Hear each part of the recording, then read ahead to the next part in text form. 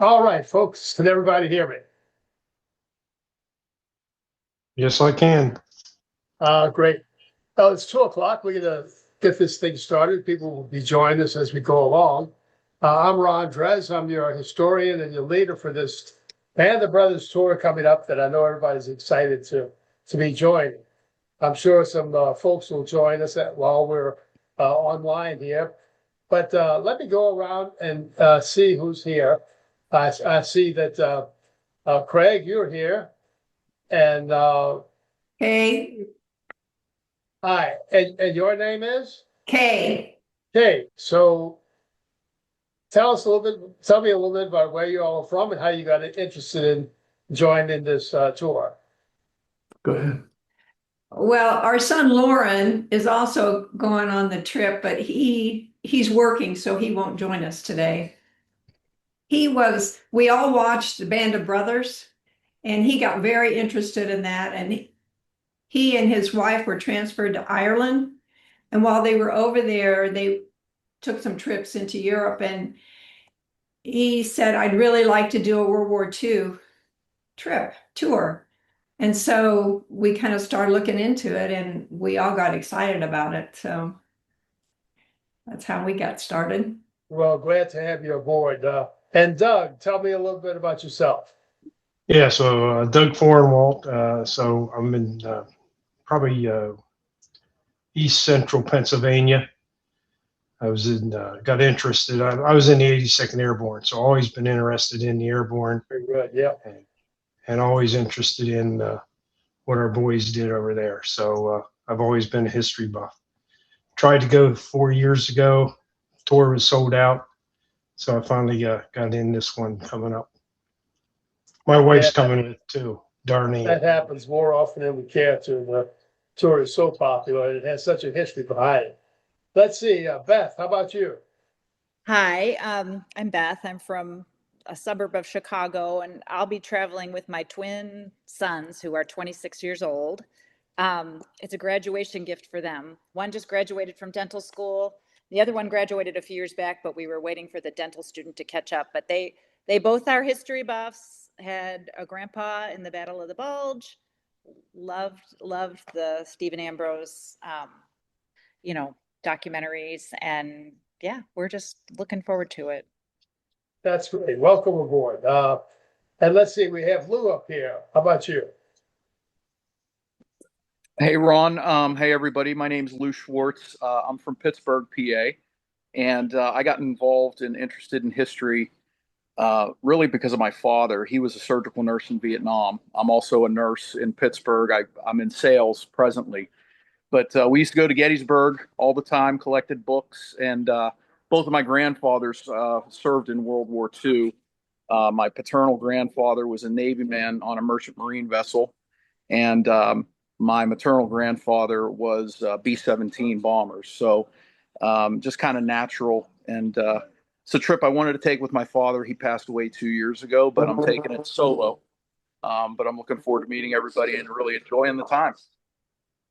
So you were 82nd Airborne. No, I'm not. I have no military history. My father was a nurse in Vietnam. Oh, okay. Yeah, and my grandfathers were in World War II, merchant marine, Navy man in the Atlantic, and my maternal grandfather was B-17 navigator. Wow. Okay. All right. Let's see, we have Tom and Pam also. Hey Ron, thanks for having us on today. I recently retired from local government in Johnson City, Tennessee, which is the very eastern part of the state, almost in North Carolina.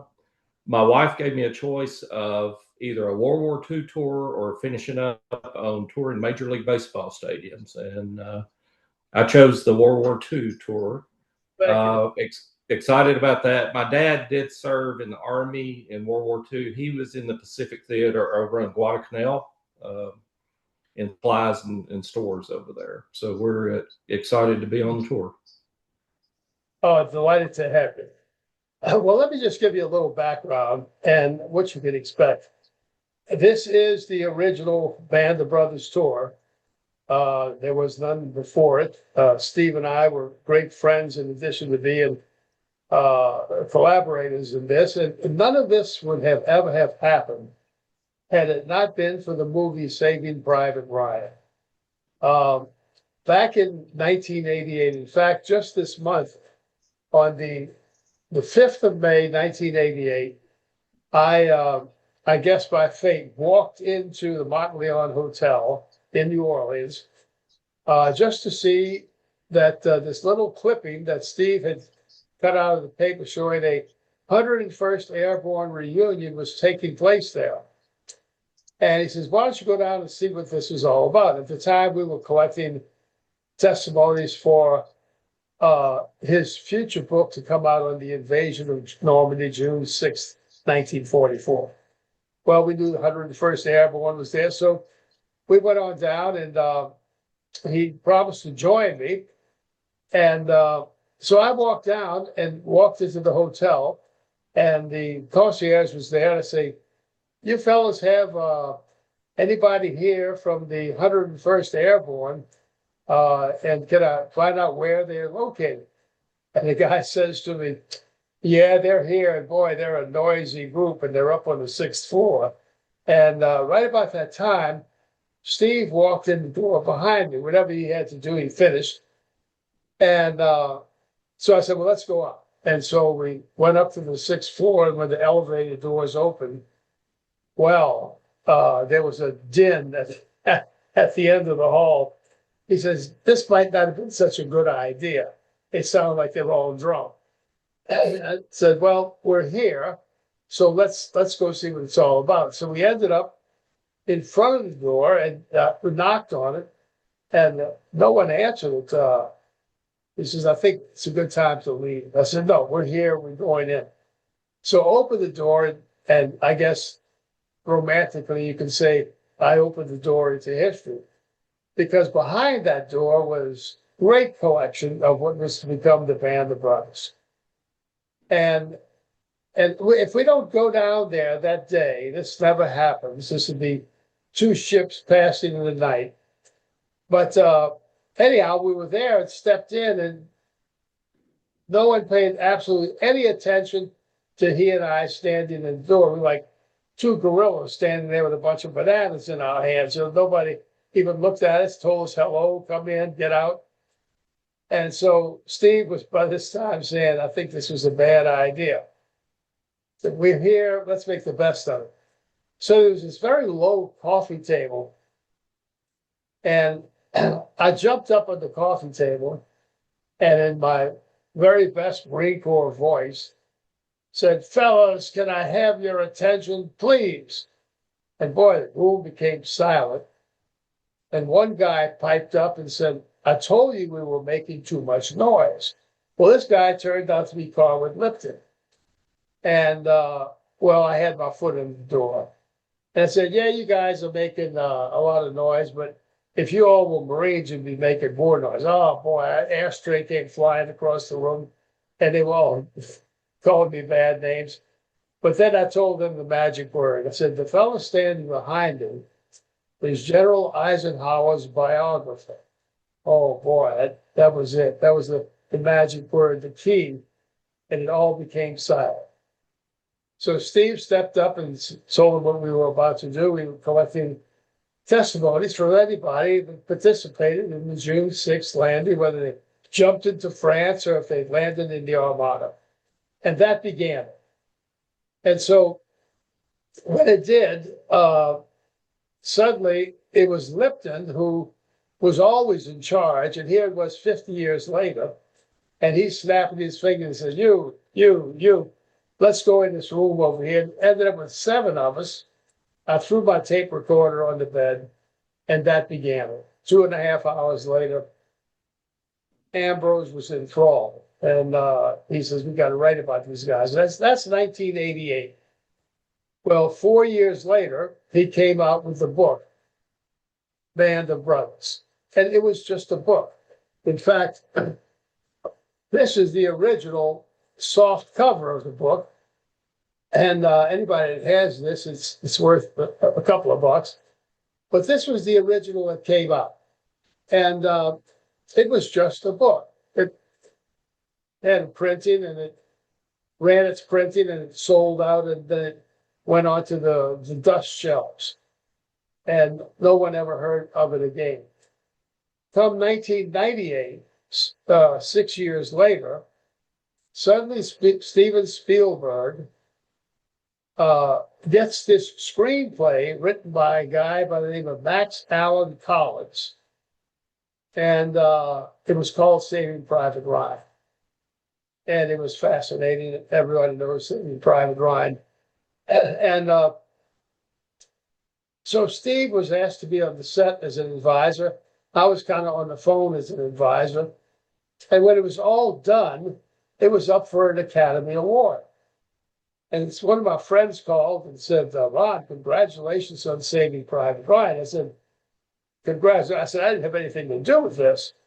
He says, oh, no. He said, Max Allan Collins, in his novel, gave you credit from your first book, Voices of D-Day. So anyhow, that's how it started. So this was 1998. In 2001, after this great success that Spielberg had, he turned to Ambrose and says, you got anything else like this? And so he dusted off Band of Brothers, held it up and said, how about this? And that's how it all came about. Because if you go back, that little meeting at the Mount Leon Hotel, that was divine. Because if we wouldn't have been there, that was the end of it. So you're about to embark on this original trip.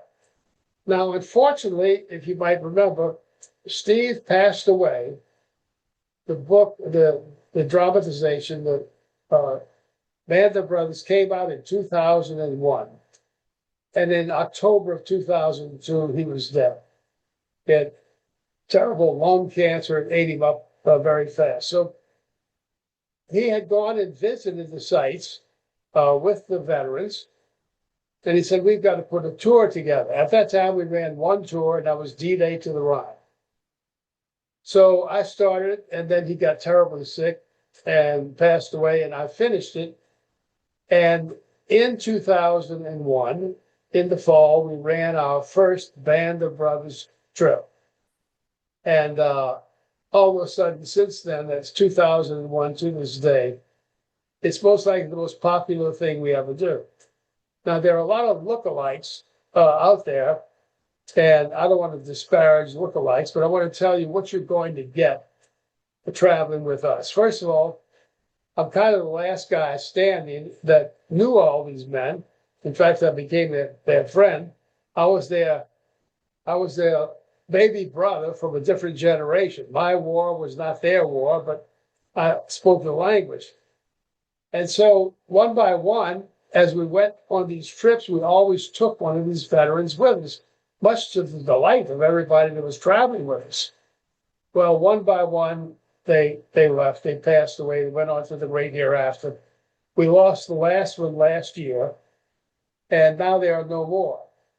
But we know where they fought, we know the people that they dealt with, and we know the path that they took as part of Eisenhower's army.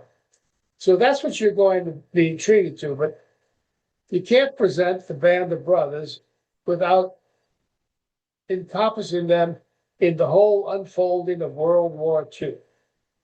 And in that, some of these companies that take your Band of Brothers, they'll take you to the spot, maybe let Wild Bill Garnier open the can of sea rations.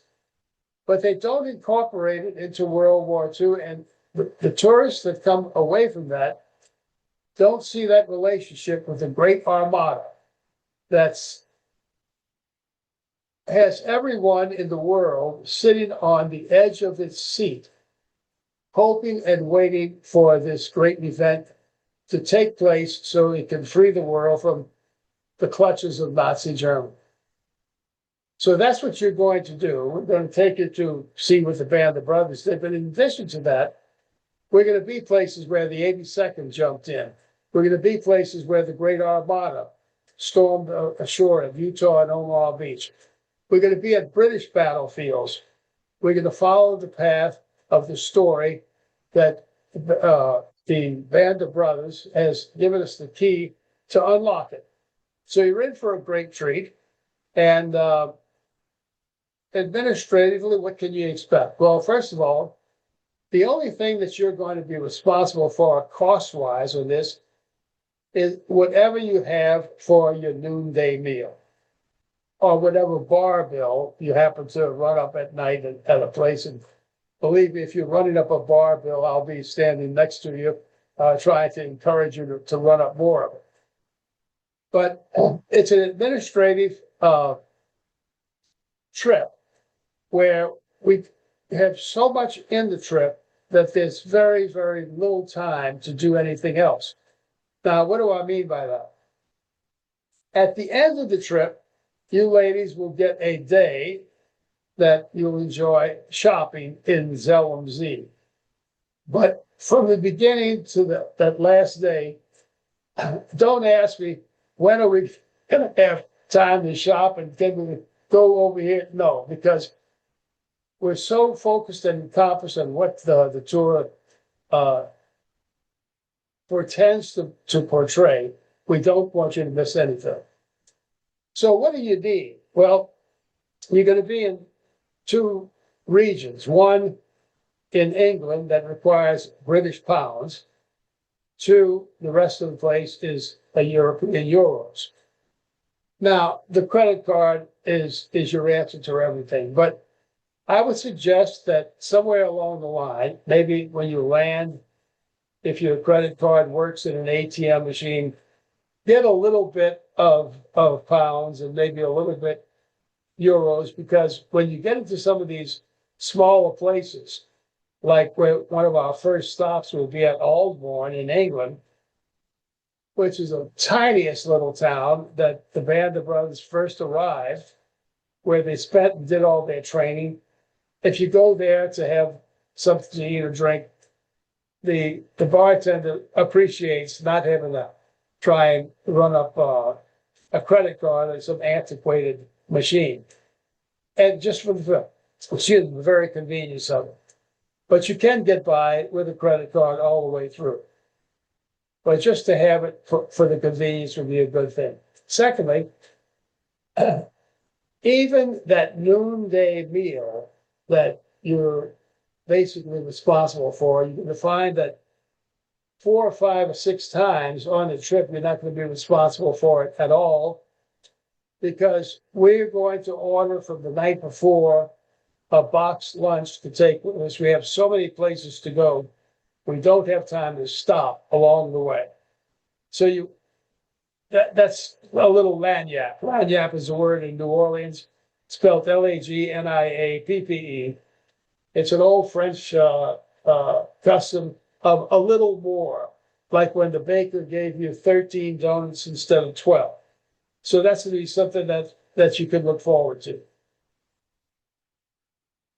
We always try and stay in the best hotel wherever we are. And I tell some of our travelers as we go along, when you're in Aldbourne or you're in this very small town or you're in Bastogne, the hotels that are available there are very good. They're not the 5-star hotel that you're able to stay in London or Paris or some other place. But it's the best one that's available for wherever we stand. We cross the channel on the ship. They call it the Brittany Ferry. It's kind of unkind to call it a ferry because where I come from, a ferry is kind of a couple of logs strapped together and you float across. This looks like the Queen Mary. And we'll have a gourmet dinner at night while we cross the ferry. I don't suffer from motion sickness.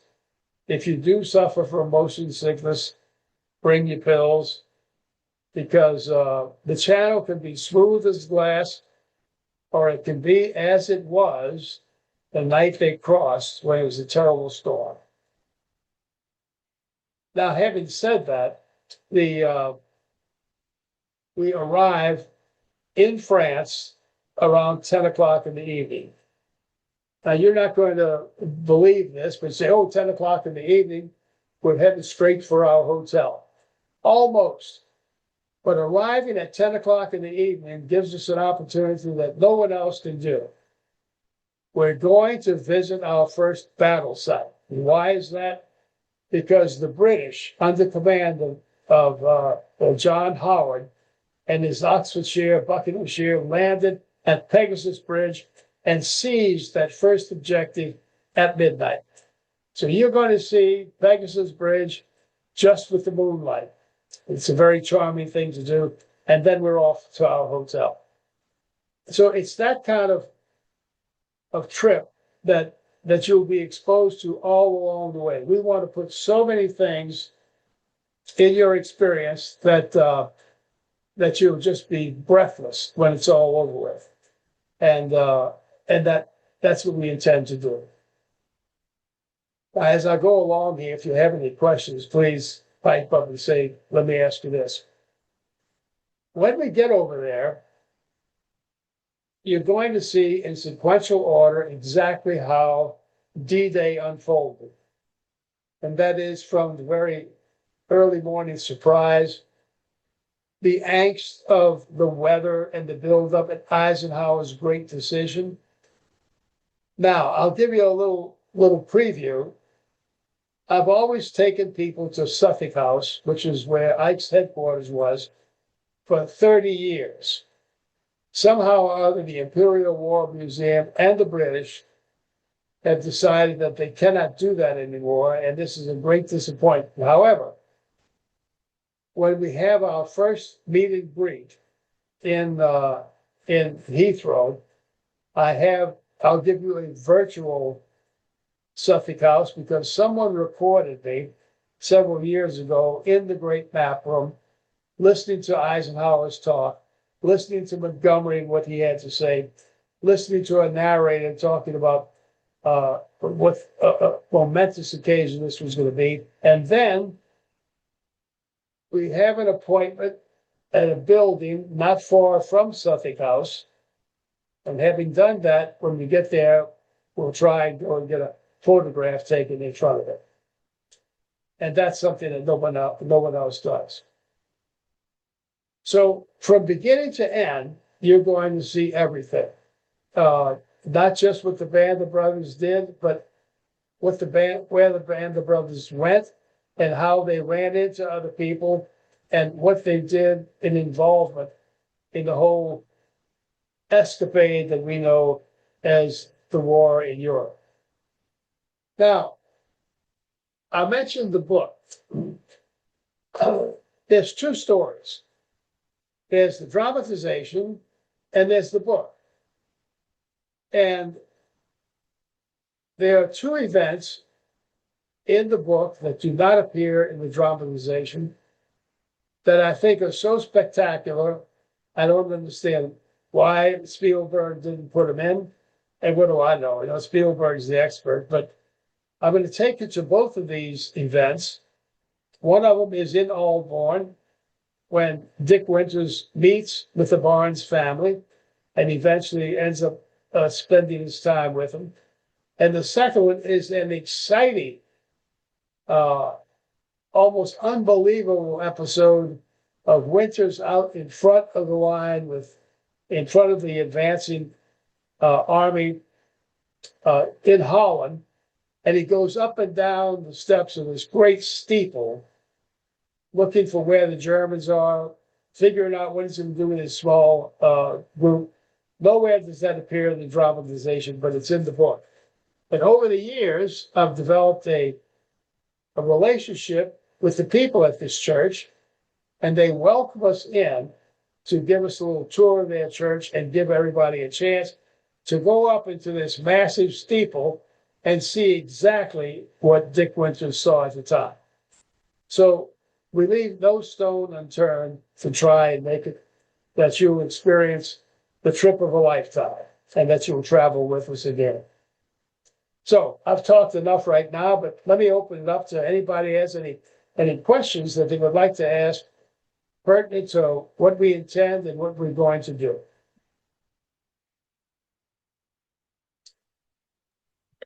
Ron, this is Lou. I have a silly question, but I've never traveled to Europe before. This is my first time.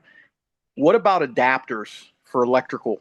Do you need to buy those? No, we're gonna furnish you with an adapter. In fact, you should all get a box within the next week or so with everything that's coming in. In fact, you're going to get one of the first books that I ever wrote that we give to everybody as kind of a gift, saying, read this. This is something I wrote, and that you have it as a nice souvenir.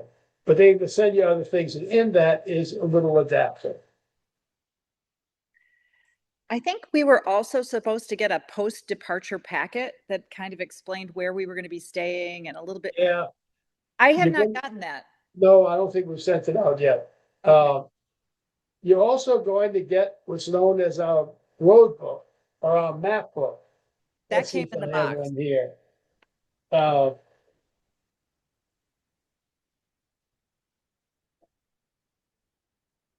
It's gonna be something like this. I don't know if have you received this yet? Yeah, it came in the box with the hat and the backpack and Okay, yeah. well, in that is all the maps that we'll be working with along the way. Now, what else you said that you didn't get? It was the pre-departure packet. That was the one thing that I don't think I've gotten. I believe that box you had was let me ask you this, did you get a box in it with my book, 25 Yards of War? I did, yeah. I think that's the packet. Did everybody get that? I think mine's at home today. Actually, I got notification. It's there today. Okay, well, you should also have received 25 Yards of War. Yes, Did you get that? yes. Yes. I did not 25 Yards receive of War anything was yet. the second book that I did, and that was a spinoff from the very first 7-year research into the invasion of Normandy, which came out with Voices of Vita.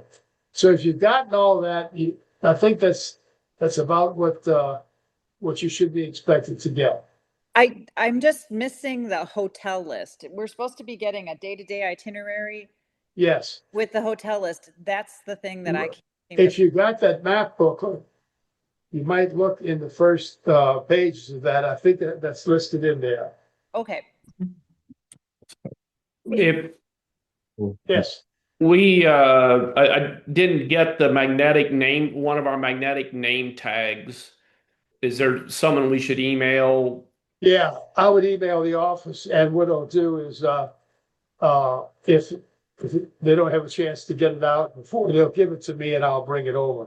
But Okay. definitely, email the office of anything that you think that you didn't get. And that'll be just perfect. Now, we Okay. land in Heathrow. I don't know, is anybody going over early? They are. Yes. I'm going early, a day early. Yeah, okay, so on the day that we meet, and the first event is a sort of a 5 o'clock in the evening, meet and greet, introduction.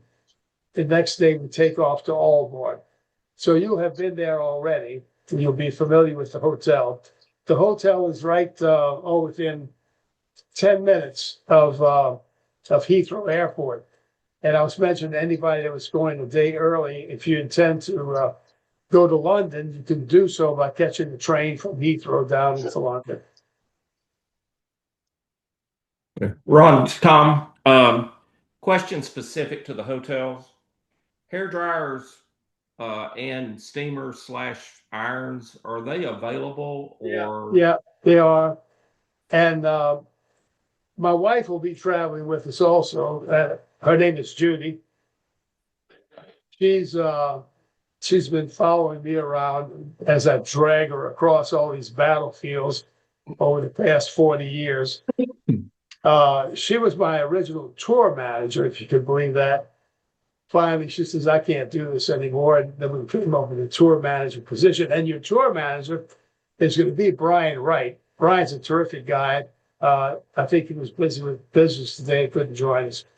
But Brian also brings some first aid stuff. And I would recommend to everybody here, bring a prescription of antibiotics, whatever your doctor gives you when you get sick. Because it's not quite like here in the United States. Yes, it's free to go into these clinics and do, but oh, it is a real pain in the neck. So if you have something in case you go under the weather, somebody always does. It's nice to have the amoxicillin or whatever you use as an antibiotic with you, so that you don't have to be bothered with it. And any other things that you might be familiar with that you want to have as a little medical aid, cough drops, what have. Ron, another question real Go quick, ahead. sorry. No, go ahead. Could you just you've done a great job of describing some things. Could you just take a minute and describe what the typical day is going to be as far as what time to be at breakfast, what time we're usually boarding the bus, and then. Sure, and almost every day is the same. We usually try and get underway at 8:00. And the breakfast is always 6:30, begins at 6:30 and goes until we leave.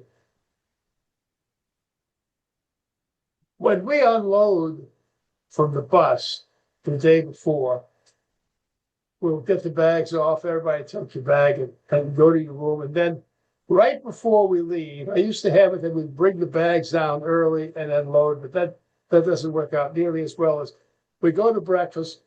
We're all ready to leave. 10 minutes before the bus rolls, we all drag our bags out and put them on the bus. And then we start our day.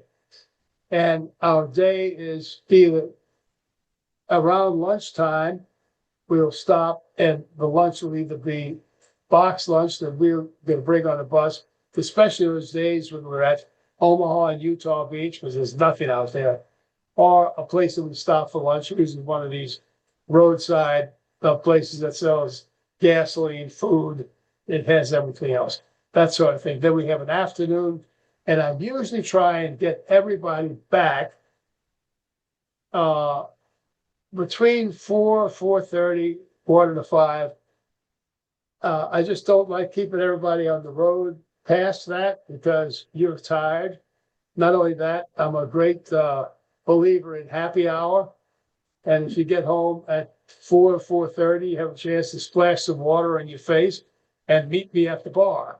And then we tell some great lies down there. Believe me, you'll find out just how heroic everybody is at happy hour. So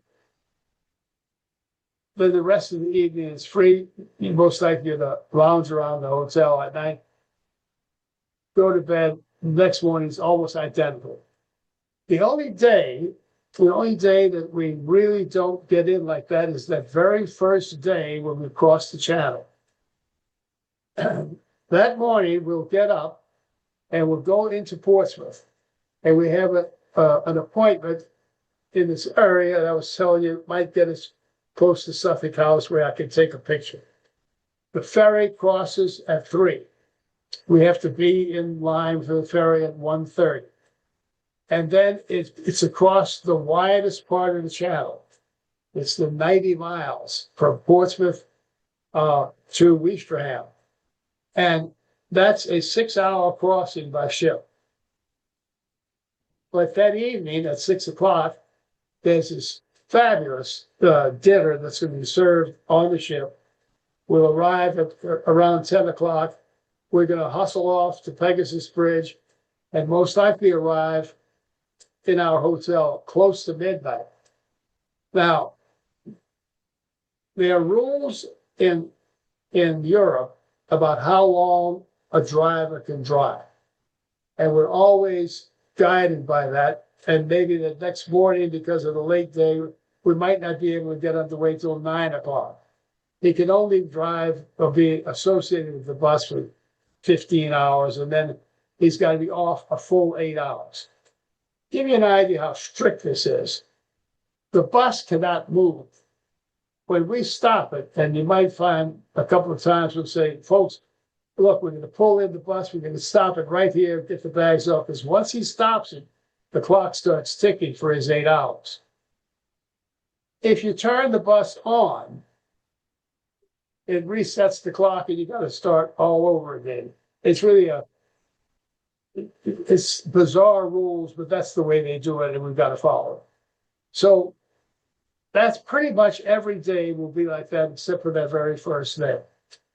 Now, when we finally get into Germany, after we've been through the Bulge and we finally get into Germany, our hotel is on the very top. It's a 5-star hotel, sitting right next to the land that was Hermann Goering's during the Third Reich. And we'll have a half a day of touring. Then we're going to go up onto the Eagle's Nest. You'll have lunch up there. All of it's going to go up, but you'll be on your own to browse around.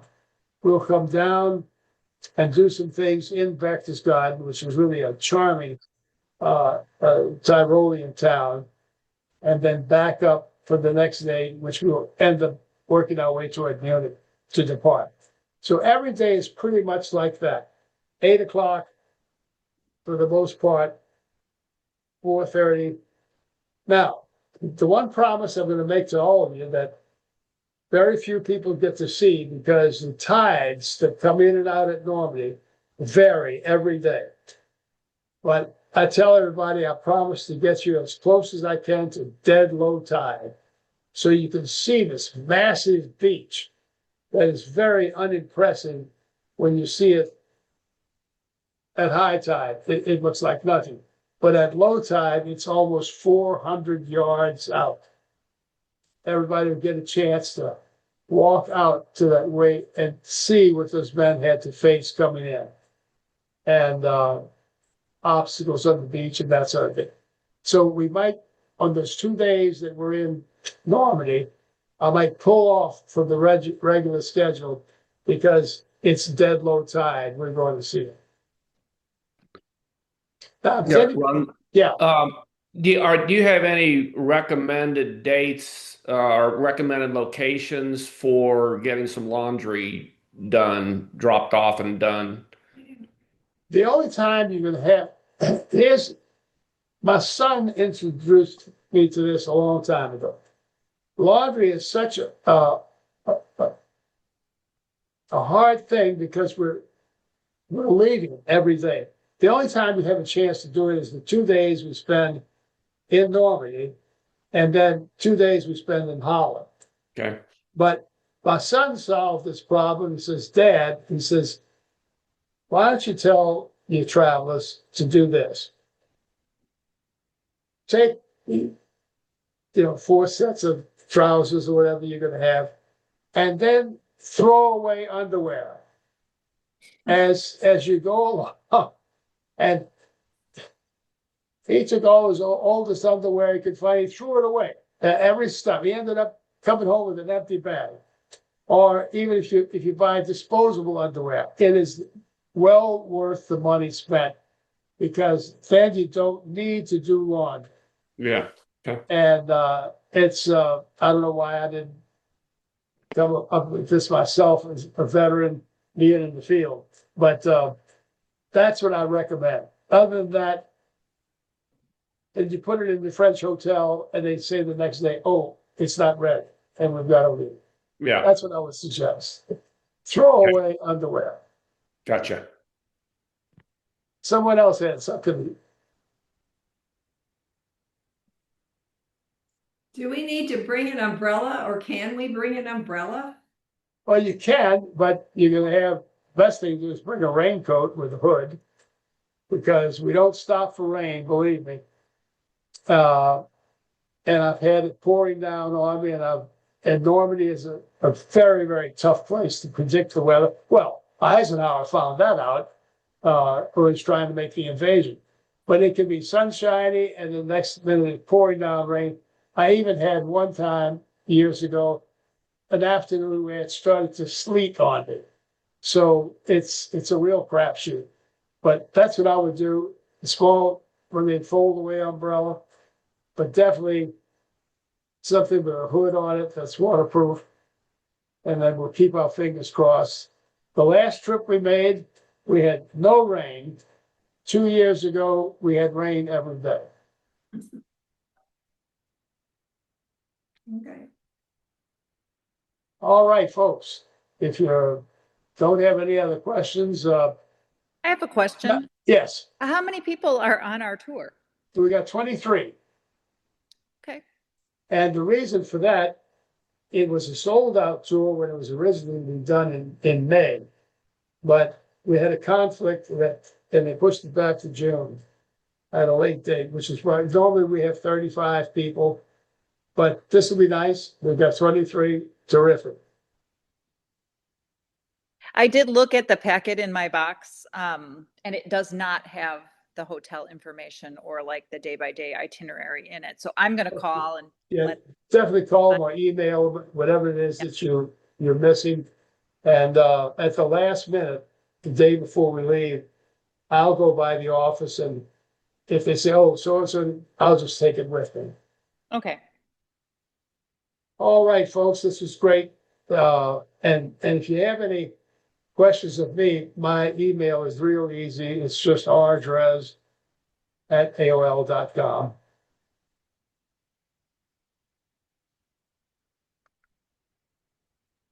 Well, thank you for a great introduction. We'll see you there on Thank the you. 11th, isn't it? Yes, the 11th. of No, the June. 13th. 13th, we 13th. need the With letter. it. No, We're June, leaving take the off. 11th. You're gonna catch, I'm sure you're gonna catch the aircraft on the 11th or 12th. And we'll see you on the 13th, yeah.